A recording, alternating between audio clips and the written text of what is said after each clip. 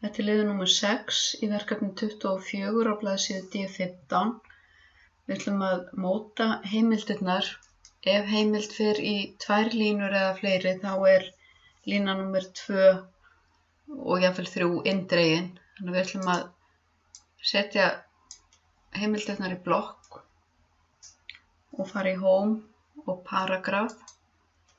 Þær eiga að vera á línubili 1 og við ætlum að hafa hangandi inndrátt 1 cm. Það er svolítið misjafnt, stundum er það minna, sumir vilja hafa það meira. Og bil á eftir heimildum ætla ég að hafa hér 3 punkta. Það er hægt að gera þetta svona og það er líka hægt að sjá, hérna eru 3 punktar á eftir. Og þetta virkar sem 1 orð, þannig að þetta fer í næstu línu. Og sumir hafa meira bil 6 eða jafnvel 12 punkta, en hér er þetta 3 punktar.